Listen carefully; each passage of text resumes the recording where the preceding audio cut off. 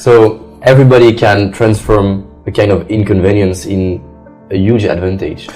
Without any question, and it takes work. Now, there's no question that there are certain situations and structures around the world that don't allow people to dream. You know, I'm doing some work in South Africa right now, in Johannesburg. And my first step is to help people to learn how to dream, because they were under apartheid, a form of enslavement that did not make dreaming possible. And there are other places around the world that just like that right now. That's destroying people's dreams. And I think that's why we see such global upheaval in terms of many dictatorships, because people are becoming more enlightened. In 2007, Time magazine recognized the computer of the person of the year. And the reason it did, because it gives everyday people access to information that they never had before. And so now people, with that access of information, becoming more enlightened, and it's causing a great deal of disturbance with various types of governments around the world. It's huge. My message in France, and I would like to spread that everywhere, it's you have a dream, it's possible, so take an action now. How can I help people to believe it's possible? It's an ongoing process. The faith comes by hearing and hearing and hearing. That's what my favorite book says. That you have to be an unreasonable person who's not looking at and judging the circumstances such as you see them. But you're calling forth those things that be not as though they were. And if you read the book called Change or Die by David Dushman, I will do. He said there's a person who is an unreasonable person who brings a message that it's possible and repeat that message. And there are people who hear that message who are able to relate to it and identify with it. And then they begin to move from and develop a whole approach to life with that new level of enlightenment, that as he speaks or she speaks, it begin to give people a vision of themselves beyond their circumstances and their mental conditioning, and challenging them to begin to embrace some habits that cause them to make some new choices that will help them to carve out and become the architect of their future, as opposed to becoming volunteer victims. Great. You do a lot of speeches all around the world, and you are not the only speaker. A lot of speakers. So, according to you, I'm a trainer. I'm known as a speaker, but my gifting is I started out as a trainer, teaching people how to live their dreams, teaching them how to use their voice and their story and leverage their knowledge to go from being local to being global. That's what my gifting is in. So as a trainer, why there are some speaker or trainer who give only a kind of information, at the end you say, oh, it's interesting, and other speakers like you, according to me, and you feel something and you're not thinking about, oh, it's interesting, but I can do that. I want to take an action. I want to change something in my life. I don't know if it was interesting, but I will change something in my life. What are the differences? Well, there are many speakers think that people are stuck because of lack of information. I always say, if information could change people, everybody would be skinny, rich, and happy. They don't need us to come in and speak. They can go online. They can Google the information. So information alone cannot create transformation. That in order to change human behavior, you have to create a significant emotional event. The materials that I provide, the training that I provide, is designed to impact a person's mind, their heart, and their spirit. And so the goal is to distract, dispute, and inspire, to interrupt their story. How people live their lives is a result of the story they believe about themselves. So when I'm training speakers, I teach them how to become a strategic, experiential storyteller. Be strategic on how they use their story. You never make a point without a story, and you never tell a story without a point. And experiential, because Oliver Wendell Holmes said that once a man or woman's mind has been expanded with an idea, concept, or experience, it can never be satisfied to going back to where it was. And so when you take that approach, to change how they think and what they feel, then you now have positioned yourself to begin to create a thirst. There's no saying you can take a horse to the water, but you can't make it drink. You create a thirst where they want to drink, where they want to change. And now You have, because of their encounter with you, you have now allowed yourself to be an instrument, as Mother Teresa would say, in the hand of God. Yeah. And now that person will begin to write a new chapter with their lives. So it's about how do we change the story that people believe about themselves that's been given to them by life, given to them by their circumstances. We learn between ages 0 and 5 what's available for us and what's not available for us. And based upon those experiences and the people around us in our environment, a word formulates in our mind. It's either yes or it's no. A word formulates in our heart. It's either yes or no. It formulates in our spirit. Yes or no. And there's various things that can impact the formulation of that word and the conviction behind it and how we move our lives forward. My goal, if the word is no, is to interrupt that word and to change it to a very affirmative yes. It's great. I love that. How to have a strong will? Because a lot of speakers are speaking about you have to have will, but how? Will is, that's why I talk about the mind, the heart, and the spirit. The reason we celebrate Nelson Mandela is that for 26 years they tried to control his mind. They were able to control his body. But most importantly, they couldn't break his spirit. And so that deep down resolve, that dimension that's available to all of us was explained to us in the book called Man's Search for Meaning, that Viktor Frankl, that there's a part of us that's always a part of us that's in our hands, that the irreducible essence of who you are, that either you say yes or no, not based upon the circumstances, not based upon the pressure that's applied, but based upon your conviction. Are you going to give this the power to take advantage of you? Are you going to turn yourself over to this?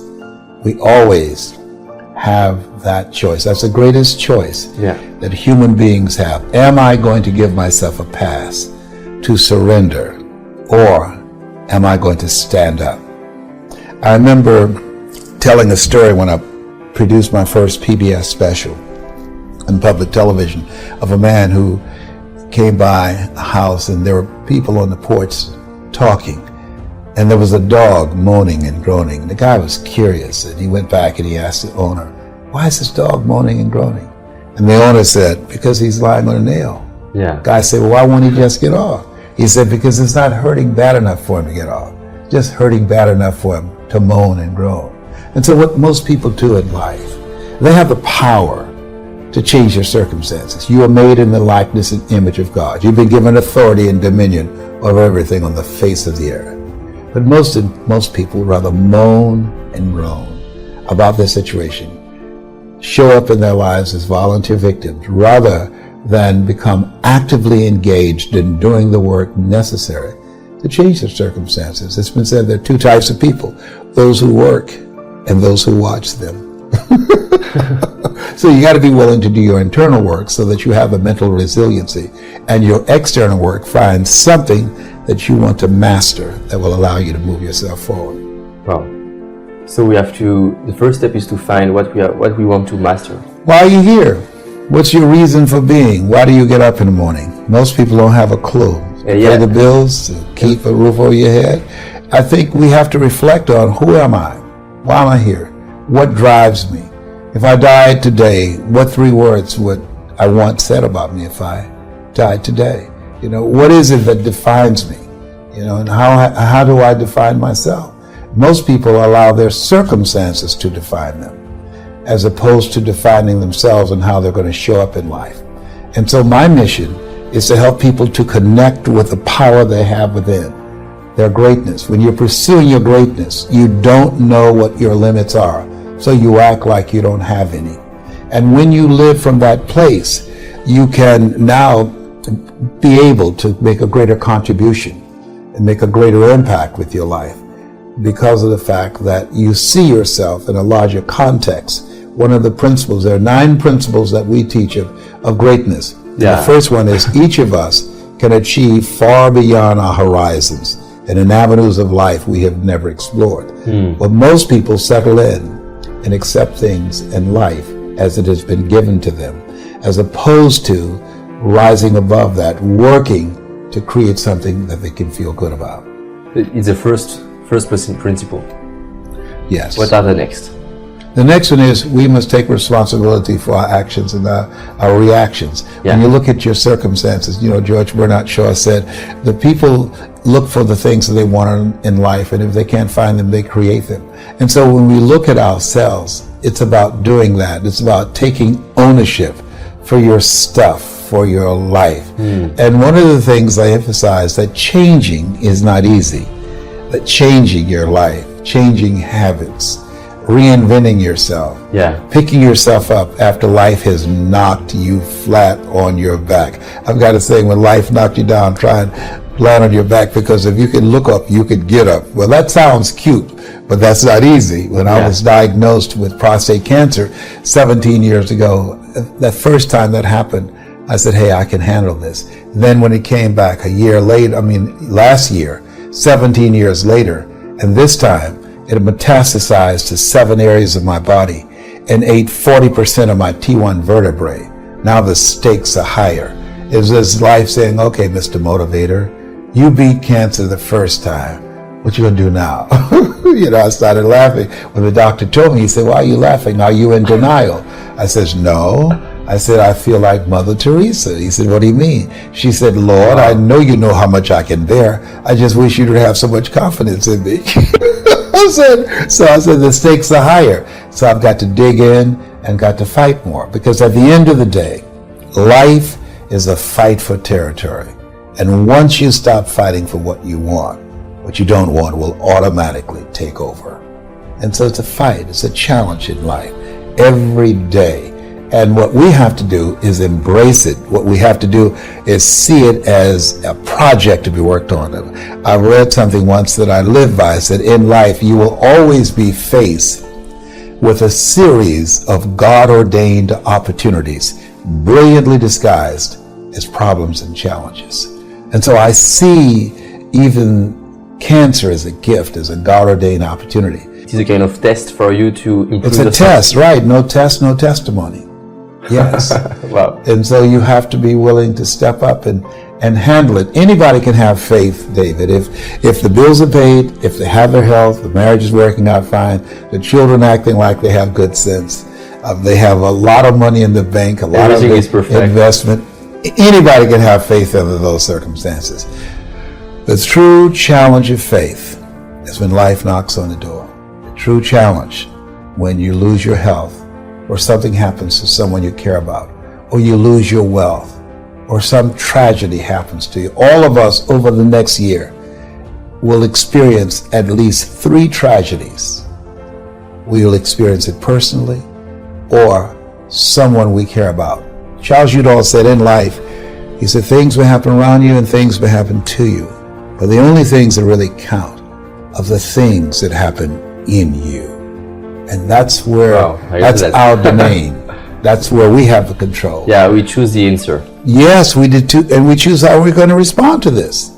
Will I allow this to get the best of me? Will I allow this to stop me? Am I going to surrender to this?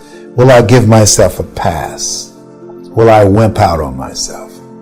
That's always a choice. I love that. In the speech, just before you say a sentence that I love, can you repeat it about the fact that when it's hard, if you do what is easy? Yeah, I love that. Giving yourself a pass, giving yourself permission to stop. If you do what is easy, your life will be hard.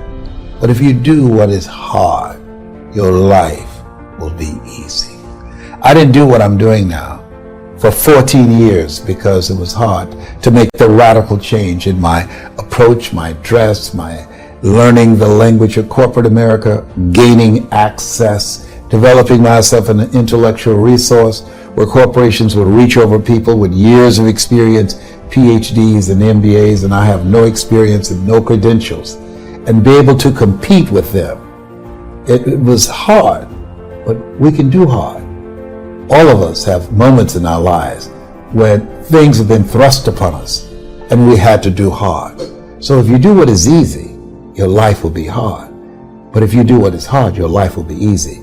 And so don't give yourself a pass. Don't run away from hard, because you can do hard. And through that, you discover a part of yourself that you would not know otherwise.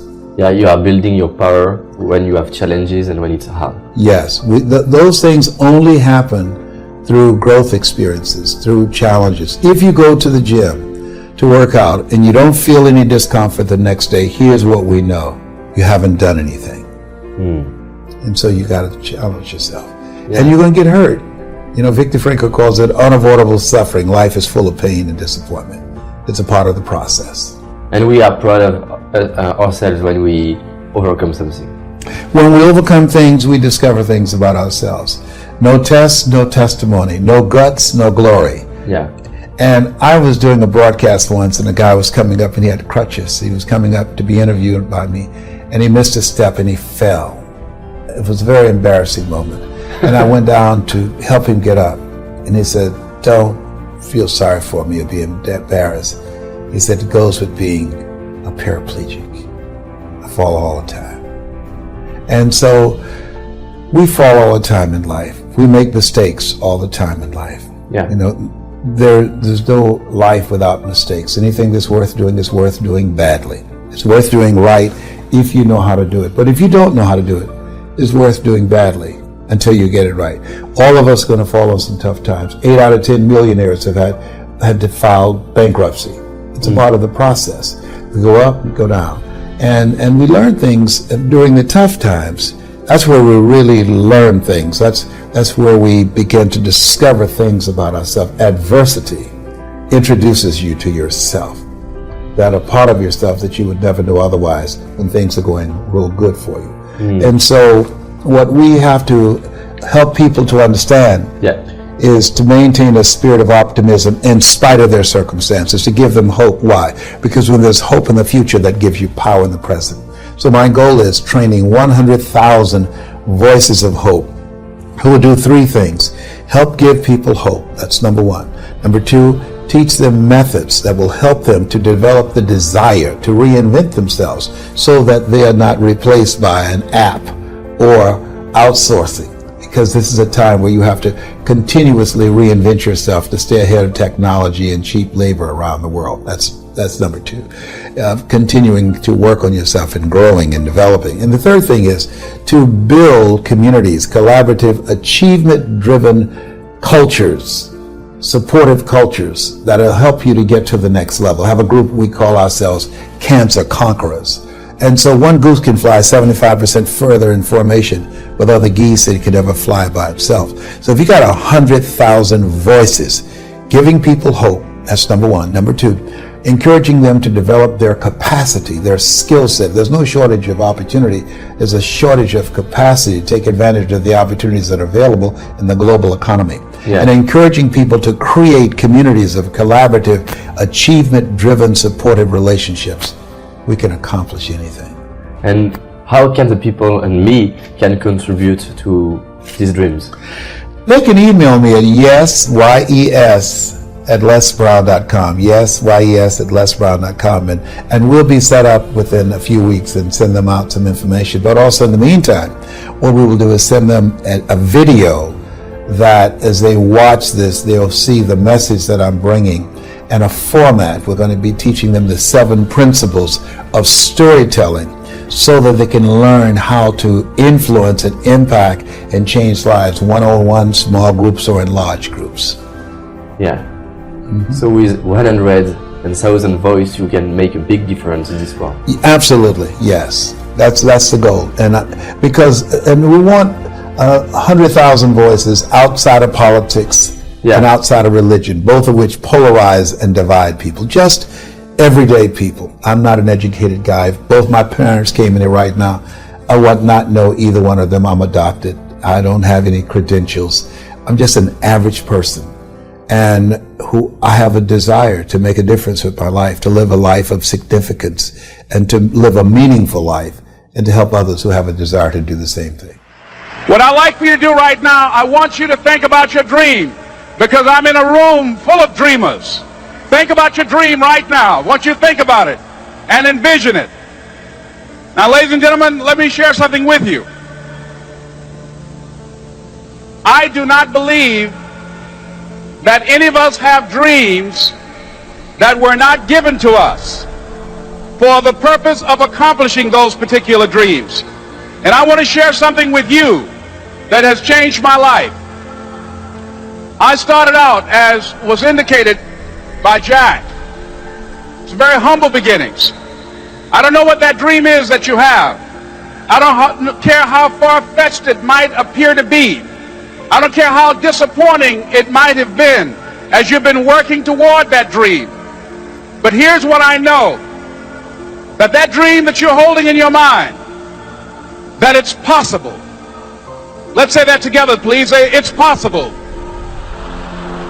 See, sometimes we can't say, I can do that. But what we can say, that it's possible that I can have my dream as we run toward it, as we work on it day in and day out. No one, ladies and gentlemen, could have convinced me when I started out just over 6 years ago working on my dream. And I want you to think about whatever your dream is, because I was willing to take a chance. And most people won't do that. Most of the people that you talk to try and bring them into the business, these are not risk takers. Most people have done all that they're ever going to do. They raise a family, they earn a living, and then they die. But people who are running toward their dreams, life has a special kind of meaning. And here's what I will share with you, that in the process of working on your dreams, you are going to incur a lot of disappointment, a lot of failure, a lot of pain, a lot of setbacks, a lot of defeats. But in the process of doing that, you will discover some things about yourself that you don't know right now. What you will realize is that you have greatness within you. What you'll realize is that you're more powerful than you can ever begin to imagine. What you will realize is that you're greater than your circumstances, that you don't have to go through life being a victim. As Jack indicated, I was born in Miami, Florida, in an area called Liberty City, in an abandoned building on a hard linoleum floor with my twin brother. We were 6 weeks of age. We were adopted.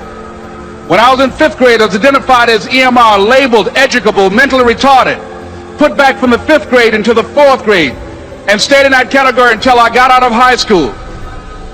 I don't have any college training, but I met a high school teacher who one day changed my life. I was waiting on another student, and when he came in, he said to me, young man, go to the board and write what I'm about to tell you. And I said, I can't do that, sir. He said, why not? I said, I'm not one of your students. He said, it doesn't matter, follow my directions now. I said, I can't do that, sir. He said, why not? I said, because I'm educable, mentally retarded. And he came from behind his desk and he looked at me. He said, don't ever say that again. Someone's opinion of you does not have to become your reality.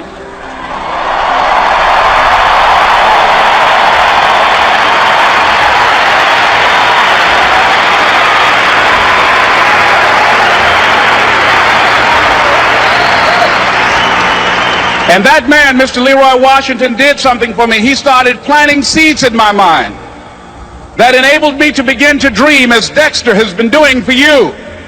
And ladies and gentlemen, I started working on my dream. And most people don't work on their dreams. Why? For many years I didn't. One is because of fear. The fear of failure. What if things don't work out? And the fear of success. What if they do and I can't handle it? The other thing is that most people, ladies and gentlemen, they get comfortable. They stop growing, they stop working on themselves, they stop stretching, they stop pushing themselves, and they end up becoming very cynical about life, and they throw in the towel on themselves and on their families and on their dreams. And the other thing is that most people don't feel worthy. What I'm doing now, I could have been doing years ago. But because I did not have a college education, because I didn't believe in myself, because I allowed other people's opinion of me to control my destiny, I didn't act on my ideas. So I applaud you for your dreaming, for your running toward your dream. I applaud you for believing in yourself, because that's what life is about, stretching and challenging, looking for ways that you can begin to improve yourself. And ladies and gentlemen, as a result of stretching out, of acting on my dream, and I don't know what that dream is for you, I can tell you that it's possible. No one could have convinced me that after just over 6 years, I will have my own book entitled Live Your Dreams. Just over 6 years, I will have 5 specials on public television. Just over 6 years, I've done motivational speaking for AT&T, Procter & Gamble, McDonald's Corporation, Xerox, IBM. Just over 6 years. I will now have my own talk show that will premiere on Monday, Labor Day. I'm saying to you, your dream is possible. Your dream is possible. But not only is it important that you believe and begin to know that it's possible for you to live your dream as you run toward it, but I've done something that I want to share with you called Choosing Your Future. In fact, I've developed a set of tapes talking about how to begin to create your own reality by choosing your future. And not only is it important for you to know it's possible for you to choose your future, but it's necessary that you work on yourself, that you develop yourself. It's necessary that you get the energy drainers out of your life, people who don't want anything. It's necessary to know that everybody won't see it, that everybody won't join you, that everybody won't have the vision. It's necessary to know that a lot of people like to complain, but they don't want to do anything about their situation, that you are an uncommon breed. You have to know within yourself that I can do this. Even if no one else sees it for me, I must see it for myself. That's necessary. It's also, ladies and gentlemen, necessary that you be creative when you're working on your ideas, that you understand the importance of changing up, of readjusting your strategies. Many times we can have a great idea, but if you're not advancing it in the right way and things don't happen, you become discouraged and think the idea doesn't work. No, that's not true. It's necessary that we become creative. I remember when I was in New York walking down the street, and a guy approached me and said, "Hey, mister, can I shine your shoes?" And I said, "No, I'm in a hurry. I don't have time." I kept walking. Someone else said, "Hey, man, your shoes look clutty. May I shine your shoes?" I said, "No, I don't have time. I'm sorry, I'm busy." And I was walking fast, and many people solicited me for my business. And then finally, a young man stepped in front of me, and he said, "Excuse me." And he started counting, 97, 98, 99, 100. He said, "Sir?" I said, "Yes." He said, "Come here, please." I said, "What is it?" He said, "Today is my birthday. And every year, just to thank God for another year of life, the 100th person who passes my shoe shine stand, I offer them a free shoe shine. Would you give me the honors?" I said, "Why, sure." I got up on the shoe shine stand, George, and I sat there, and he shined my shoes diligently. And when I got down, I looked at them, they were sparkling. And I was walking away, and I said, "Thank you." And I stopped. I said, "Excuse me, but how much do you usually charge?" He said, "Only $2. I said, "I tell you what, today's your birthday. Here's 5, keep the change." He said, "Thank you." As I was walking away, looking in the opposite direction at other people coming, he started counting again. 97, 98, 99, 100.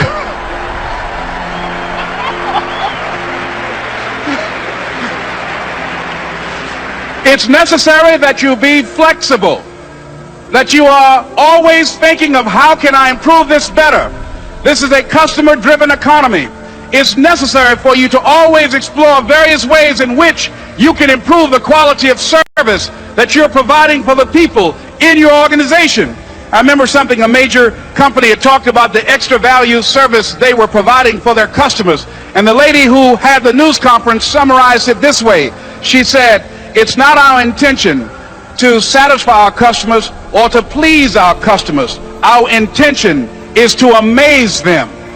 It's necessary, if you're going to compete today, that you look for ways to amaze your customers by being one of those individuals that keep your commitments, that keep your word, that's relentless. It's necessary as you work with the people that you bring into your organization, that they see that you're a good example of a person to work with, because you model integrity and determination and ambition and truth and honesty and the way in which you conduct business. The next step is That is you. That is you. That no one can do it for you but you. And even though you face disappointments, even though you will experience some setbacks, it goes with the territory. You must understand that. I remember I was playing a game with my 9-year-old son, John Leslie, and I beat him 10 straight games in a game called Connect 4.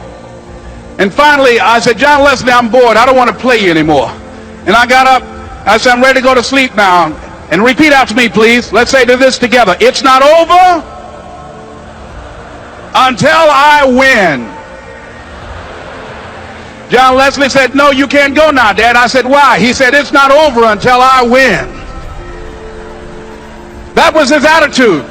We sat down and we played several other games. And finally, after the 11th game, John Leslie won, and he got up and he yawned. And he said, I'm ready to go to sleep now. And I'm saying to you, what if all of us took that attitude after we face a rejection and a no, or we have a meeting and no one shows up, or somebody say, you can count on me, and they don't come through? What if we have that kind of attitude? The car's repossessed. Nobody believes in you. You've lost again and again and again. The lights are cut off, but you're still looking at your dream, reviewing it every day, and say to yourself, it's not over until I win.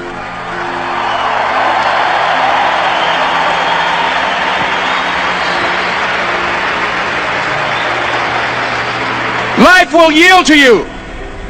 Now here's the next step. Repeat after me, please. It's possible. I can live my dream. It's necessary. I work on myself.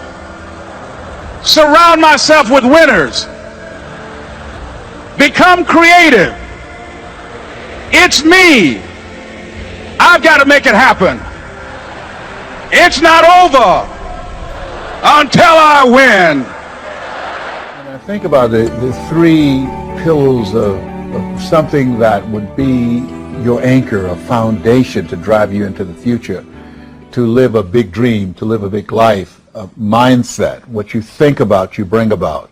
You know, as a man thinketh, so is he. Dr. Carter G. Woodson said that if you can determine what a man shall think, you never have to concern yourself with what he will do. He said, if you can make a man feel inferior, you never have to compel him to seek an inferior status, for he will seek it himself. And if you can make a man feel justly an outcast, you never have to order him to go to the back door. He'll go without being told. If there's no door, his very nature will demand one.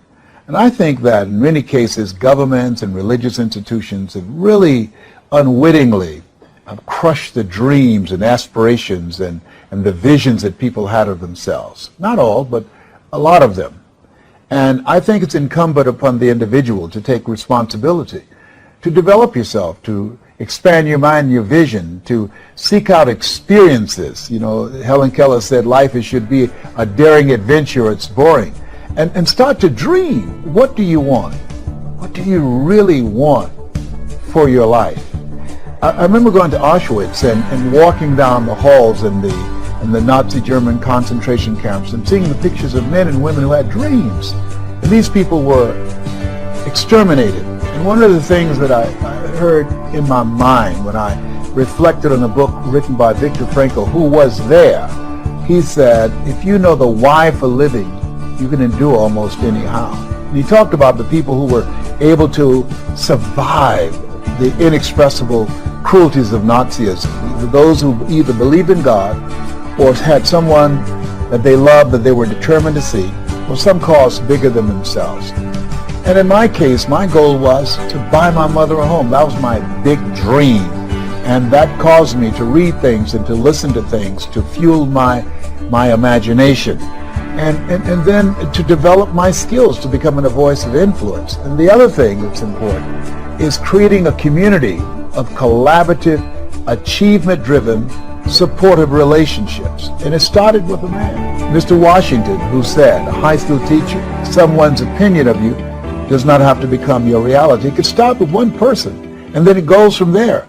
I started associating with people who were doing what I wanted to do. I joined a multi-level marketing group called Best Line Products. When I heard the voice of a guy that when he spoke, it seemed like he was talking to me. I was in a hotel at a convention, and Bill Bailey spoke, and he was selling this dream. I didn't even know the products, but I wanted to be a part of it. And what I found, and one of the great things about multi-level marketing, is that it puts you in a community of other like-minded people. I think that's the value and the power of associations of different kinds. Associating with people who share your values, associating with people, like-minded people who have dreams, who have goals that they're working on, and being in that community. Studies indicate that one goose can fly 40% further in formation with other geese than can ever fly by itself. In fact, I'm thinking about a scientific study where they exposed some rats to electronic shock, and after they increased it, it killed them instantly. But then they put these rats in groupings with other sharks, with other rats, and then what happened was that they continued to increase the shocks of these rats, and they increased it over 10 times more, and it took far more to kill them than what it took with just one. And so there's something about being in a community of people who share your dream, who hold you accountable, who challenge you, who call you out, who can see what you can't see that you have within you, and inspire you to step up. Of Ebony Magazine, the late John H. Johnson, who started that with a $500 loan from his mother, and he said something in his book called Making It Against All Odds. There's no defense against an excellence that meets a pressing public need. And I suggest to you, one, work on yourself. To me, I think there are 3 pillars of what's required in order to carve out your place in this global economy. There are many steps, but there are 3 that I think that's indispensable. One is working on your mind. Be ye not conformed to this world. Be transformed by the renewing of your mind. The second is of having a mindset and willing to discipline yourself to make the sacrifice to engage in ongoing self-study for self-growth and development, developing your communication skills. I can hear Mr. Washington now say, Mr. Brown, develop your communication skills, because once you open your mouth, you tell the world who you are. Nelson Mandela said, if you speak from your mind, you speak in a language that a man can understand. But when you speak from your heart, you speak in his language. And so my goal in teaching people how to create mass appeal, how to change lives, that you have to change yourself. It starts with you. And then you begin to see from your experience how you can begin to impact and influence others and be a voice of change. And that ability really will allow you to carve out a place for yourself in the marketplace. And the methods and the techniques, the simplicity of how you language what you say. Einstein said that genius is the capacity to take the complicated and make it simple.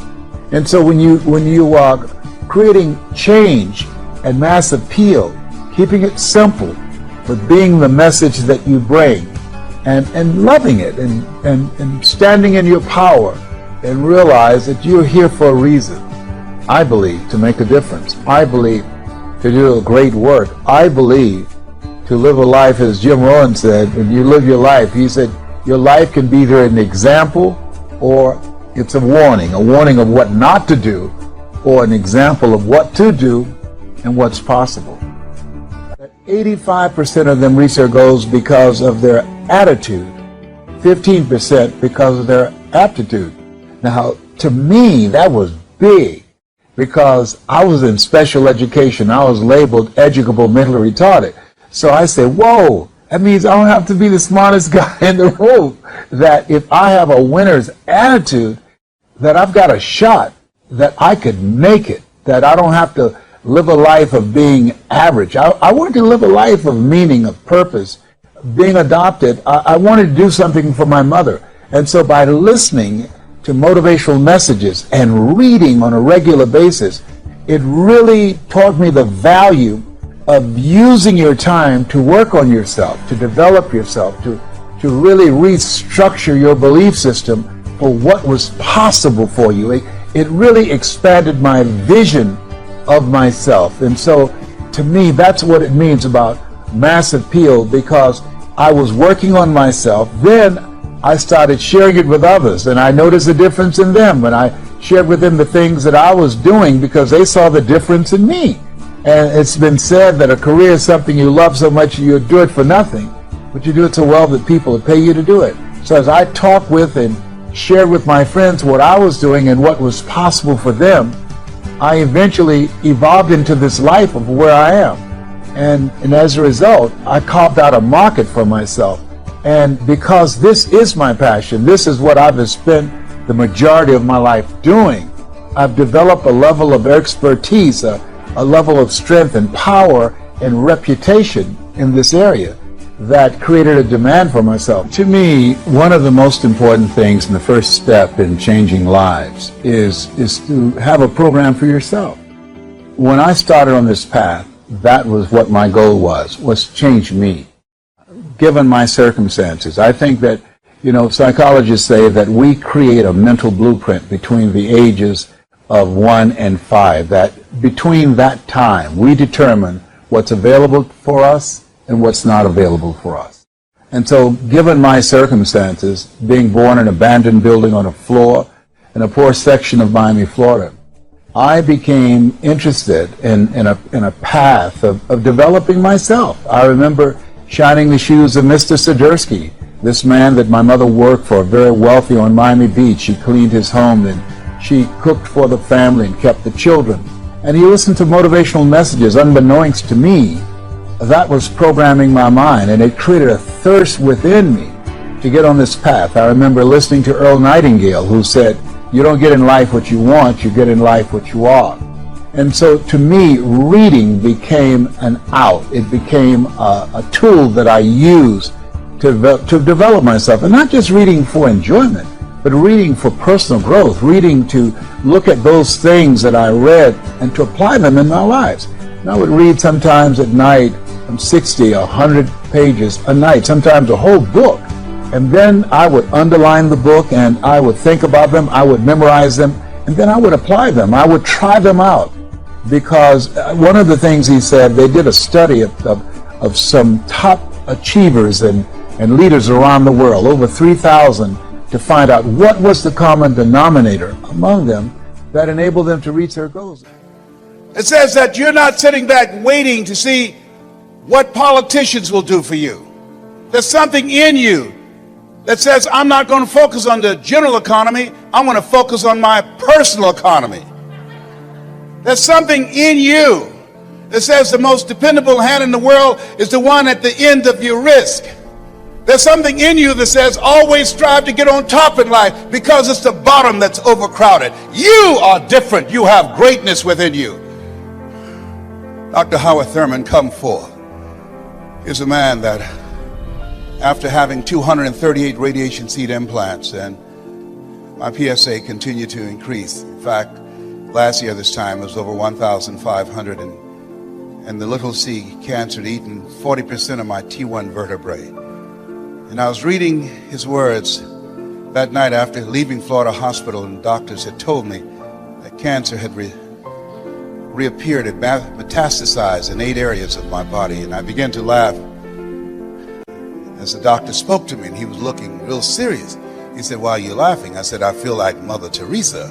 He said, "What do you mean?" She said, "Lord, I know you know how much I can bear. I wish you didn't have so much confidence in me." And now my PSA is 0.0. I'm debt-free, cancer-free. Yes, indeed. I stand before you because of God's grace and mercy. And trust me, it's better to be seen than to be viewed. But Dr. Thurman was called upon by Dr. Martin Luther King Sr. He said, "Howard, I want you to mentor my boy, MLK. He was a member of an elite group of orators and mystics and philosophers in his day. He was an advisor to Mahatma Gandhi and to Albert Schweitzer. He wrote, 'Deep is the hunger, the voice of the genuine, the centering moment.' He wrote some words that I was reading around 3 o'clock in the morning that grabbed me. He said, the ideal situation for a man or woman to die is to have family members praying with them as they cross over. He said, but imagine being on your deathbed and standing around your bed, the ghost of the dreams, the ideas, the abilities, the talents given to you by life, but you, for whatever reason, you never pursued those dreams. You never used those talents. You never used those gifts. You never used those abilities. And there they are standing around your bed looking at you with large angry eyes saying, we came to you. And only you could have given us life. And now we must die with you forever. And the question is, if you died today, what dreams, what ideas, what books, what leadership, what voice, what story will die with you? Miles Monroe, great speaker out of the Bahamas, said the wealthiest place on the planet, it's not in the Far East where there's oil in the ground. It's not in South Africa where there are diamond mines. He said the wealthiest place on the planet is there you'll find potential never realized. There you'll find books never written. There you'll find abilities and skills and talents and gifts that the world never had exposure to. Maybe that's why Henry David Thoreau asked in a moment of anguish, what if you live your whole life only to discover that it was wrong?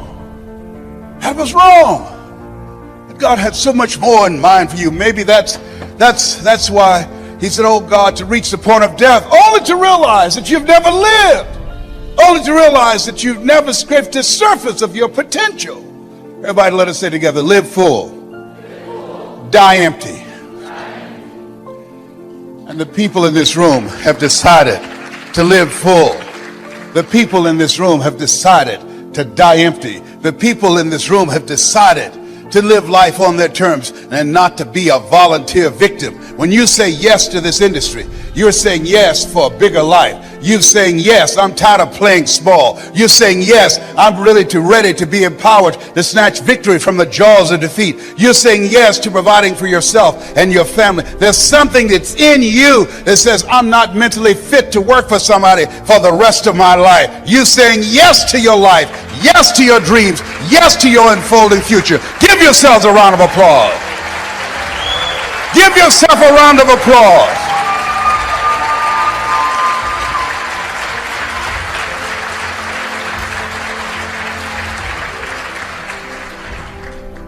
I didn't do this for years. I would go in the balcony of auditoriums and watch Jim Rohn and Dr. Dennis Waitley and Zig Ziglar. And my heart would beat so fast because I love helping people. How many of you love helping people? Raise your hands. I love helping people.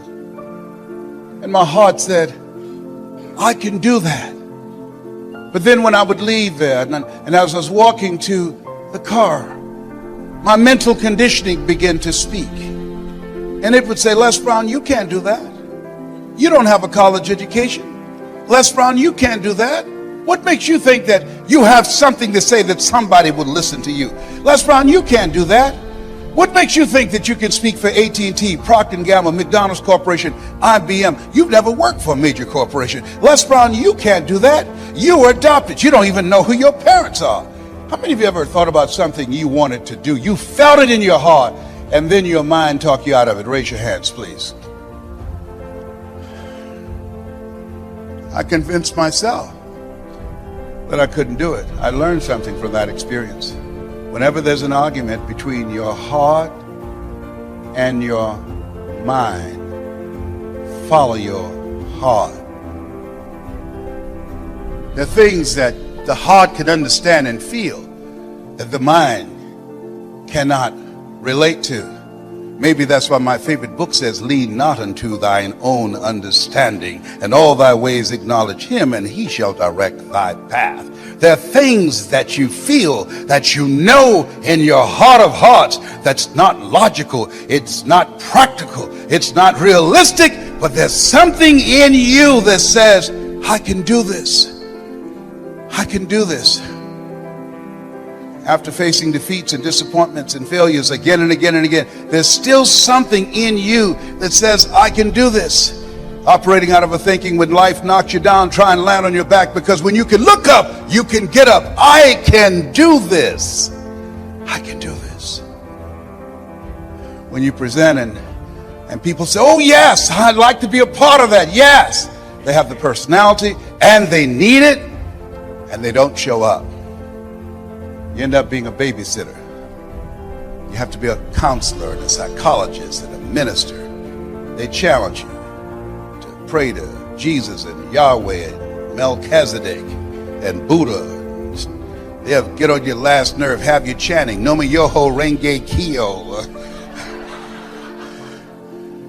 It's interesting when you talk to people about securing their future, and you can't help them to become actively engaged in their own life. A friend of mine named Lorraine had me to come to do an intervention with her brother that was addicted to drugs, and he told us to get out of his house. Take it personal when people say no to you. They're not saying no to you. They're saying no to themselves. They're saying no to living a bigger life. They're saying no to what's going on in their head because they're suffering from possibility blindness. They can't see themselves doing more. They don't want to do that extra work. So they're saving you some time. They know they're trifling and don't want to work. Don't try and convince them to say yes. A person convinced against their will is of the same opinion still. This is hard work. H-A-R-D and H-E-A-R-T. Hard work and heart work. You got to gut this out. You've got to know your vitamin. You've got to fail your way to success. You've got to be unstoppable. You have to operate like Willie Jolly, who said a setback is a setup for a comeback. You've got to be relentless when you're building a business. You've got to be able to have courage after you face rejection and again and again and again. After somebody tell you they're going to show up and then they don't come, they don't return your calls. It takes courage. You go out and start talking to people. It takes courage when creditors are breathing down your neck and family members saying, oh, there he goes again with another pyramid scheme.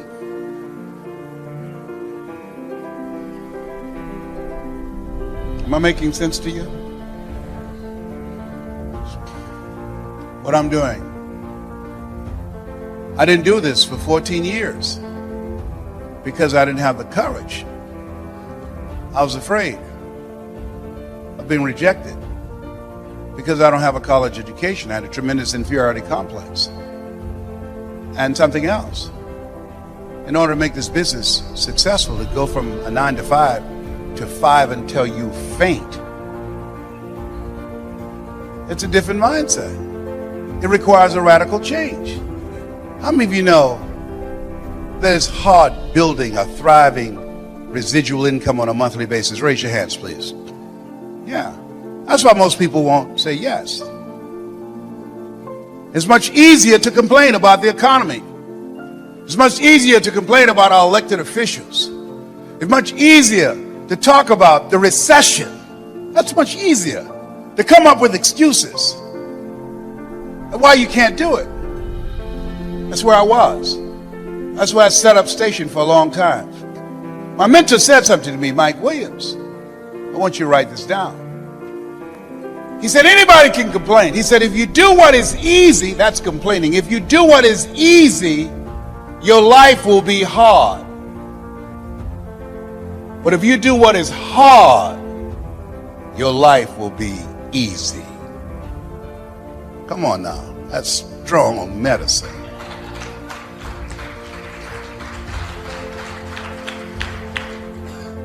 If you do what is easy, complain about your situation, your circumstances. If you do what is easy, stand around and be a volunteer victim like everybody else. If you do what is easy, surrender and give up on your dreams, become depressed and bitter and angry. Anybody can do that. If you do what is easy, your life will be hard. But if you do what is hard, keep going. Because you said, I'm going to pull my own strings. I'm going to control my own life. Nobody will ever pull my strings again. Give yourselves a round of applause.